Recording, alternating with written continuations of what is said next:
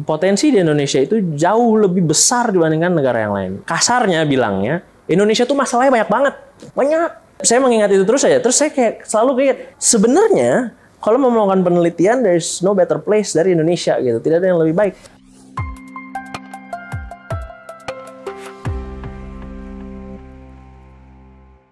Saya menyadari sekali bahwa privilege atau keuntungan saya itu adalah mendapatkan kesempatan untuk belajar di luar negeri. Sehingga saya menyadari sejak itu pun bahwa tantangan utamanya adalah untuk bisa pulang ke Indonesia dan melakukan penelitian yang bertaraf serupa atau lebih tinggi di Indonesia, mengetahui tantangan-tantangan yang ada. Mungkin bukan infrastruktur saja ya, tapi lebih ke lingkungannya gitu, untuk membuat lingkungan itu kondusif dan mudah untuk seorang peneliti. Dibandingkan, tantangannya adalah dibandingkan ketika saya di Jepang atau di Inggris yang bisa meneliti dengan sangat leluasa dengan banyaknya dukungan-dukungan yang ada gitu. Ditambah lagi, penawaran dari mereka pun sangat banyak, mengetahui bahwa di Inggris dan di Jepang sangat menghargai culture Asia Tenggara, terutama Indonesia, yang merupakan pekerja keras dan kreatif dalam menjawab ataupun dalam bertanya berbagai macam hal. Menurut saya sih tantangannya itu ya. Jadi tantangan utamanya adalah bagaimana untuk bisa membangun juga, gimana caranya untuk bisa memiliki keberanian dan melawan kekhawatiran bahwa ketika saya pulang itu saya tidak bisa melakukan sains yang setinggi kalau peneliti-peneliti lain tidak di Indonesia gitu, atau di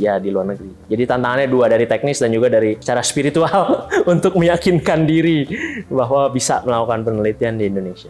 Cita-cita saya adalah membuat lingkungan penelitian yang lebih fasilitatif terhadap diaspora kita. Saya ingat banget waktu saya berangkat, baik ke Inggris ataupun ke Jepang, saya bertemu dengan teman-teman di sana, baik yang peneliti ataupun yang bukan. Dan mereka mungkin setengah bercanda, setengah serius, selalu mempercandakan gimana ya nanti kalau pulang gitu. Nah, saya mungkin kebanyakan mikir, tapi selalu itu saya renungin gitu.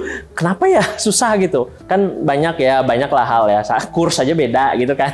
Terus ketersediaan lapangan yang sangat sesuai dengan topik yang sangat spesifik gitu ya, sangat dalam gitu. Itu masih sangat menantang gitu. Jadi sebenarnya sih mimpi saya adalah gimana untuk membangun network tersebut sehingga diaspora, teman-teman saya gitu, bisa pulang dan memiliki pengalaman yang produktif, memiliki pengalaman yang positif saat pulang dan melanjutkan penelitian ataupun kegiatan apapun deh. Mungkin kalau nggak harus penelitian molekuler ya udahlah. Tapi di sini, di sisi lain, saya juga menyadari bahwa counterintuitifnya nih ya, bahwa diaspora itu bisa berkontribusi dengan tidak pulang. Jadi ada beberapa, saya nangkep kok, ada beberapa peneliti yang memang sangat bisa menekuni di luar, tapi dia mengingat gitu bahwa kayak oke, abis itu kita jalinlah kerjasama dengan peneliti di Indonesia. Dan saya kebetulan saya berterima kasih sekali dengan teman-teman saya dan dengan network saya yang memperbolehkan saya untuk mengontak mereka, dan mereka terbuka gitu. Oke, kita bisa real. Saya bantu dari sini, dari Jepang, dari Eropa, dari Inggris gitu. Nanti kita gabunginnya kayak gini gitu. Nah, tapi itu pun membutuhkan suatu lingkungan yang kondusif di Indonesianya untuk terbuka terhadap komunikasi yang sedemikian rumit gitu. Karena harus menyambungkan birokrasinya, harus menyambungkan tujuannya. Di luar sana kan juga pasti ada tujuan penelitian sendiri. Di sini juga ada metode mana yang bisa dibagikan, metode mana yang bisa dipakai, gitu-gitulah. Jadi itu sih kalau secara general ya. Waktu saya S1, saya mendapatkan kesempatan untuk melakukan namanya program intercalating, jadi Master of Research di Newcastle. Dan itu harus melewati tahap interview dari pihak FKUI pada saat itu, Fakultas Kedokteran Universitas Indonesia. Ada suatu pertanyaan yang kayak, nanti habis selesai di sana, pulang ya, kamu ada rencana apa untuk melakukan, untuk mengembangkan penelitian di Indonesia? Pada saat itu saya menjawab dengan cukup lancar, saya bilangnya, oh iyalah pasti saya pulang, emang ada pilihan untuk nggak pulang? Gitu loh. Kayak dari awal saya kok begitu pemikirannya gitu. Mungkin waktu itu masih kecil, masih naif. Lalu saya menjawab gitu, ya saya sih cuma lihat aja indikatornya peneliti itu pokoknya tiap tahun rata-rata 1. Baik dia keluarin 2 tahun terus keluar 2, 3 tahun terus keluar 3. Tapi pokoknya an average 1 tahun 1 gitu.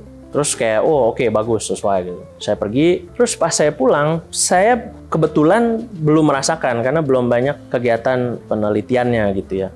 Nah, tapi sepengingatan saya, sebelum saya ditanya itu pun, saya merasa harus pulang dikarenakan banyaknya potensi di Indonesia dari segi penelitian, pelayanan, atau apapun itu, yang kita selalu greget untuk meraih, tapi kok nggak bisa-bisa. Itu yang saya ingat sekali. Contohnya, dari saya S1 aja, Saya udah nyadar kalau saya baca jurnal, mereka tuh ngomongin misalnya penyakit diabetes gitu ya. Terus mereka kayak bilang kayak, oh jumlahnya sekian, oh ada banyak gitu. Terus maka oleh karena itu mereka akan melakukan monitoring untuk komplikasi ini dari penyakit diabetes ini gitu. Lalu saya inget kok waktu saya koas tuh jadi sebelum lulus dokter muda, itu banyak banget kasus itu gitu.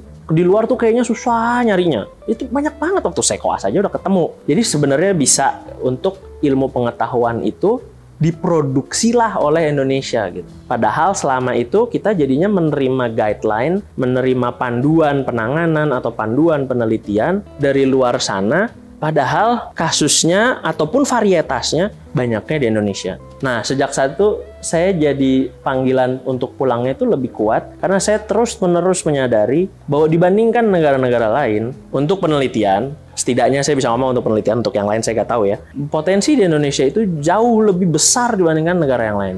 Kasarnya bilangnya, Indonesia tuh masalahnya banyak banget. Banyak.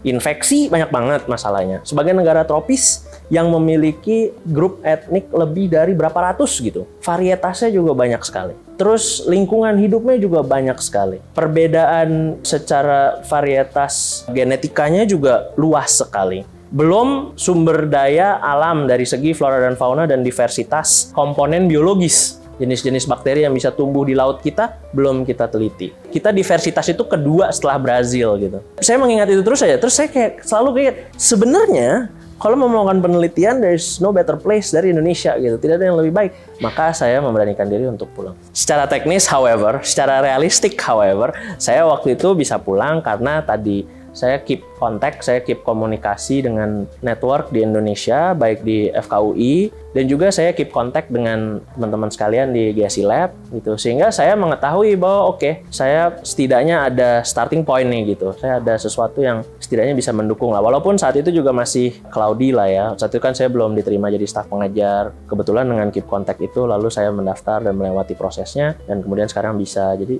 ya secara teknis sih, itu sih yang membuat saya akhirnya tetap pulang. Paling mudah itu adalah keep an open mind. Harus sangat open-minded.